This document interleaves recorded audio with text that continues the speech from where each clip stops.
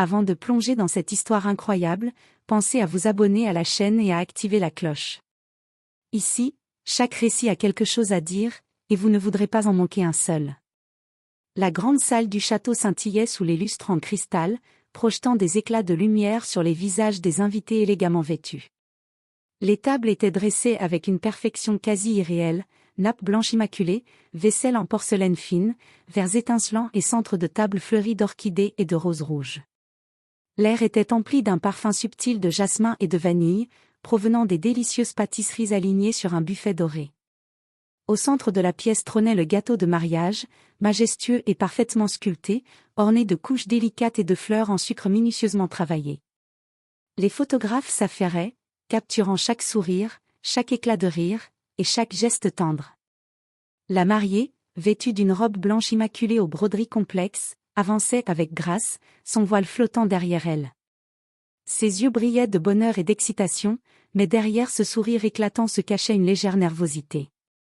Le marié, élégant dans son costume noir parfaitement taillé, tenait dans ses mains un petit couteau scintillant, prêt à partager ce moment symbolique avec sa nouvelle épouse. Tous les regards étaient tournés vers eux, attendant le geste classique mais toujours attendu, la découpe du gâteau. Cependant, personne n'imaginait encore que ce simple acte allait déclencher un moment d'émotion, de surprise et de choc. La musique se tut un instant alors que le marié s'approchait du gâteau, un sourire malicieux aux lèvres. Dans un geste impulsif, qu'il croyait amusant, il attrapa une part de gâteau et la lança doucement, ou du moins, c'était ce qu'il pensait.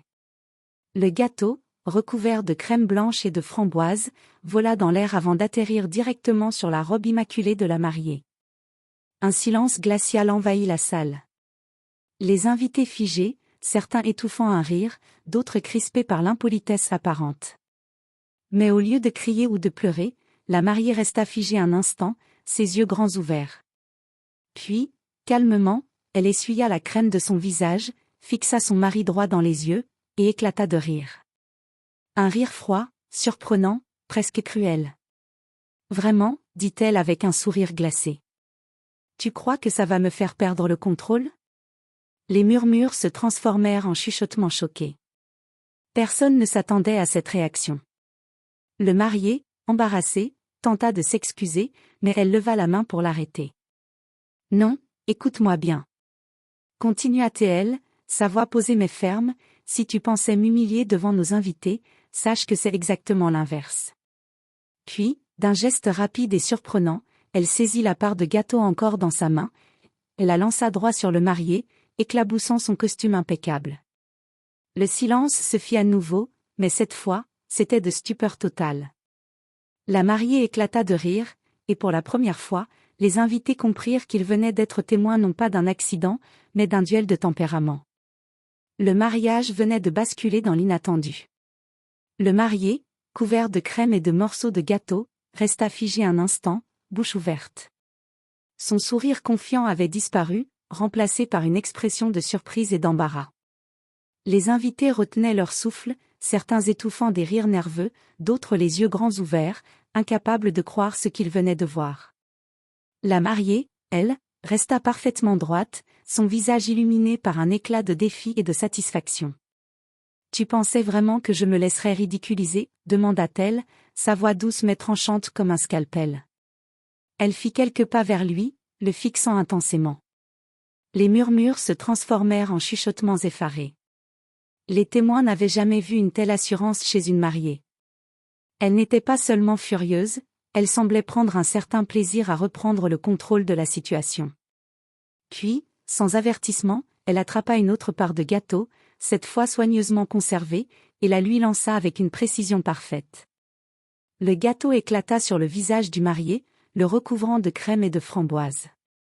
Les invités éclatèrent de rire, certains applaudissant silencieusement son audace. « Voilà pour ton geste ridicule, » lança-t-elle, reprenant son souffle. « Si tu pensais humilier la mariée, tu viens juste de montrer à tout le monde qui a le vrai contrôle ici. » Le marié tenta de protester, mais elle le coupa d'un geste, pas de mots. Juste une leçon. Elle se tourna vers les invités, le visage rayonnant et sûr de lui. « Mesdames et messieurs, bienvenue à notre mariage, et bienvenue dans la vraie fête. » Les rires et les applaudissements éclatèrent dans la salle. La mariée avait transformé une humiliation apparente en triomphe.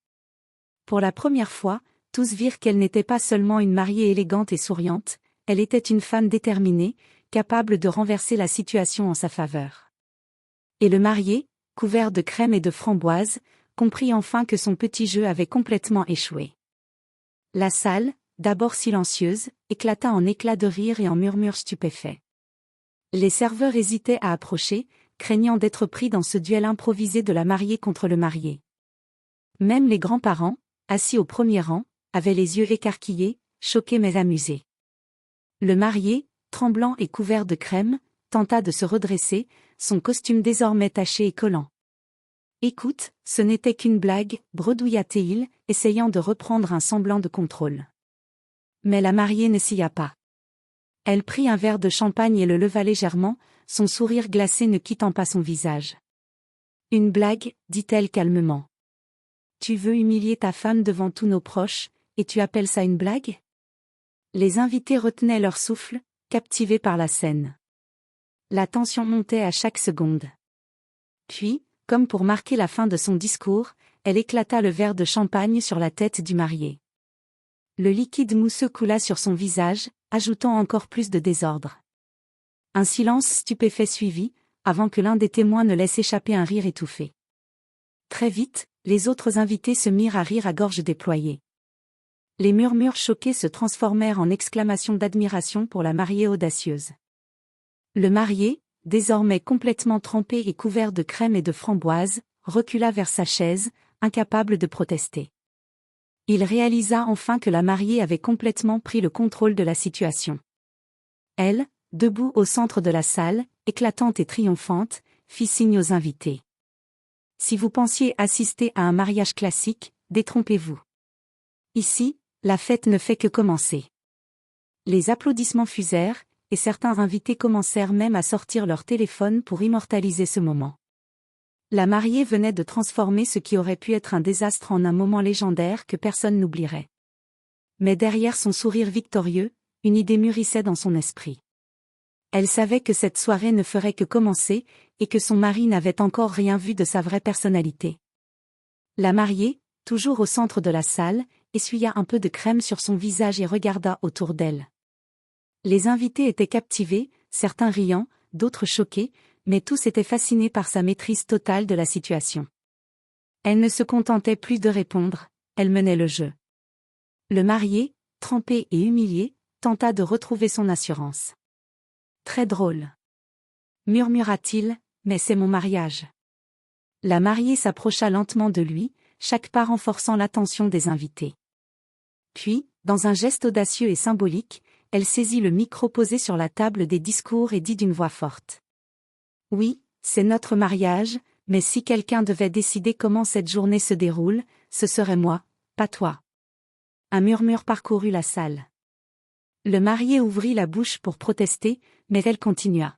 « Aujourd'hui, ce n'est pas seulement un gâteau. Ce n'est pas seulement un lancer ou une blague. C'est une leçon. Une leçon sur le respect, sur le partenariat, et sur le fait qu'aucune femme ne doit être humiliée, surtout devant ses proches. » Puis, d'un geste final qui laissa tout le monde bouche bée, elle tendit la main vers le marié, non pas pour l'inviter à danser, mais pour l'aider à se relever. Mais elle le fit en étalant encore un peu de crème sur son costume, juste pour rappeler la leçon. Les invités éclatèrent de rire et applaudirent, certains se levant pour acclamer le courage et l'audace de la mariée. Même la famille du marié, initialement choquée, ne put s'empêcher de sourire devant ce spectacle de caractère et d'esprit.